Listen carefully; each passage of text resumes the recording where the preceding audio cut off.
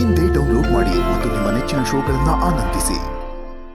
ಇವತ್ತಿನ ಮುಹೂರ್ತ ಏನಿದೆ ಅದು ಬಹಳ ಪ್ರಶಸ್ತವಾದದ್ದು.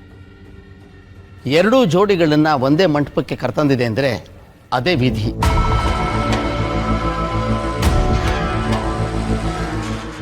ಇನ್ನೇನು ಮತ್ತೆ ಆಯ್ತಲ್ಲ. ಈ ವ್ರತ ಎಲ್ಲ ಮಾಡಿದ್ದು ಎರಡು ಮಾಂಗಲ್ಯನ ಉಳಿಸೋದಕ್ಕೋಸ್ಕರ. ಇಬ್ಬರು ಮುತ್ತೈದೆಯರು ಸೇರಿ ಈ ವ್ರತ ಎಲ್ಲ ಮಾಡಿದ್ದಾರೆ ಅಂದಮೇಲೆ ಇಬ್ಬರಿಗೂ ಬರೋ ಮಾಂಗಲ್ಯ ಆಗಬೇಕು.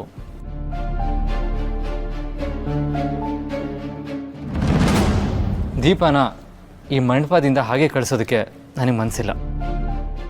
ಹೌದು, ಇದನ್ನೆಲ್ಲ ನಾನು ಒಪ್ಕೊಂಡಿದ್ದೆ ದೀಪ ಮತ್ತು ಚಿರಾಗ್ಗೋಸ್ಕರ. ಅಂಥದ್ರಲ್ಲಿ ಮರು ಮಾಂಗಲ್ಯ ಇಲ್ಲಾಗಲೇಬೇಕು. ಅದೇ ಸರಿ.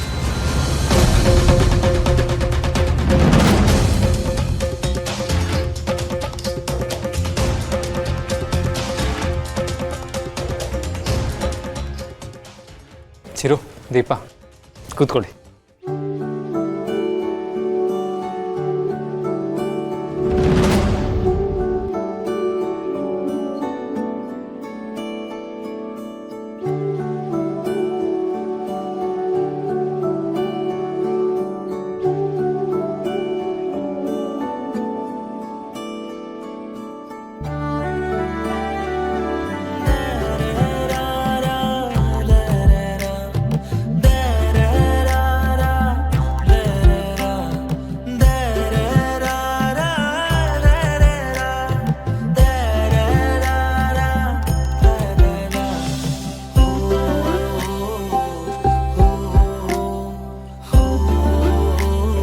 ಗಟ್ಟಿ ಮೇಳ.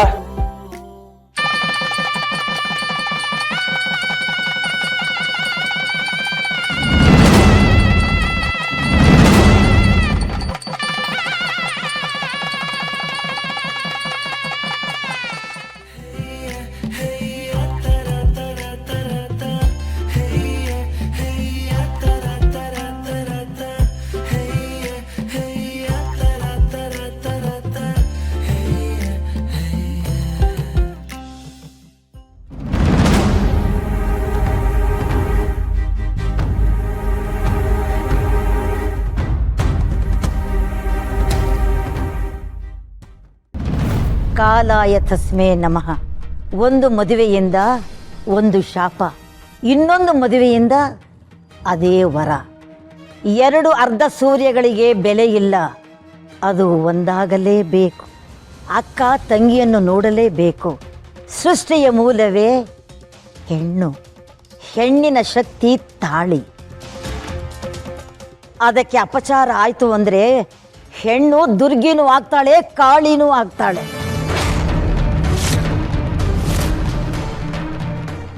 ಶ್ರೀದೇವಿನೂ ನಾನೇ, ರೇಣುಕಾನೂ ನಾನೇ, ಎಲ್ಲಮ್ಮನೂ ನಾನೇ. ಪ್ರತಿ ಹೆಣ್ಣು ದೇವಿ ಅವತಾರನೇ. ಒಲಿದು ಬಂದರೆ ನಾರಿ, ಮುನಿದು ಬಂದರೆ ಮಾರಿ.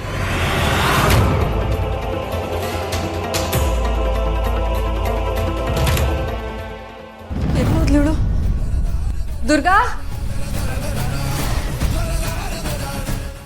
ದುರ್ಗಾ,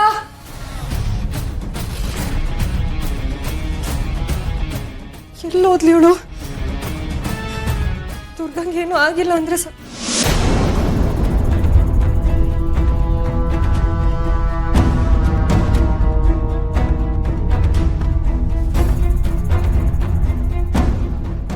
ದುರ್ಗಾ,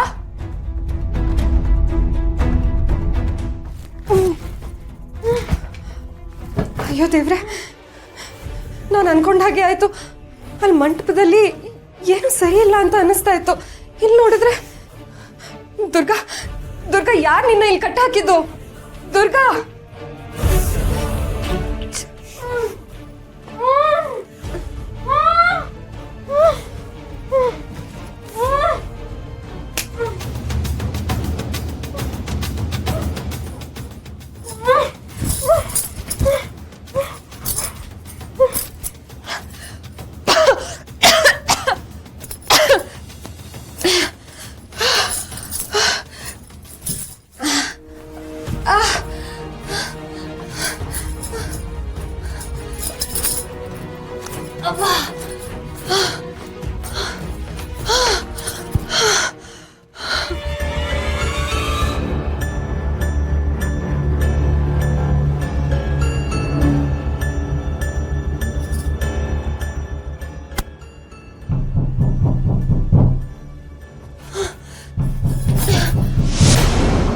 ನೋವಾಗ್ತಿದೆ.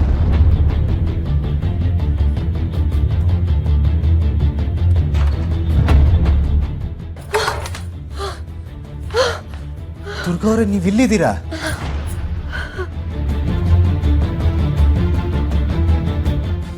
ನೀವು ಇಲ್ಲಿಗೆ ಹೇಗೆ ಬಂದ್ರಿ?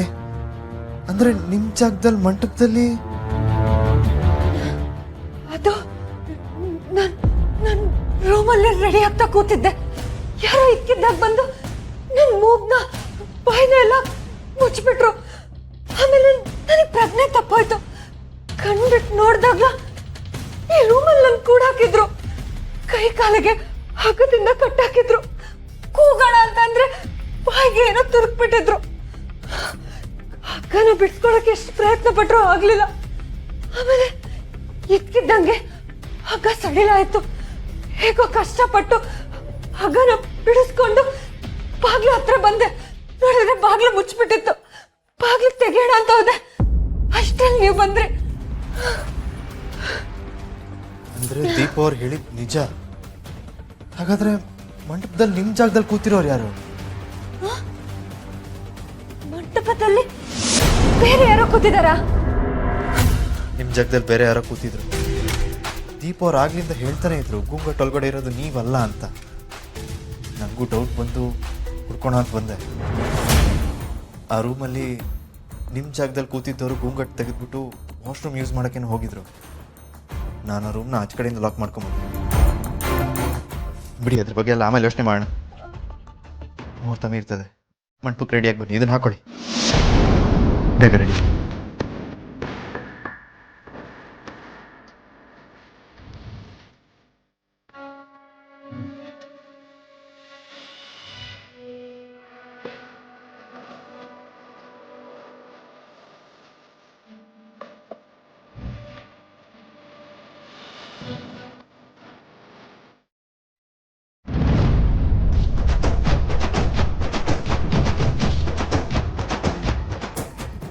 ಸುಳೇನು ಇಷ್ಟೊತ್ತಾದ್ರೂ ಬರ್ತಾ ಇಲ್ವಲ್ಲ?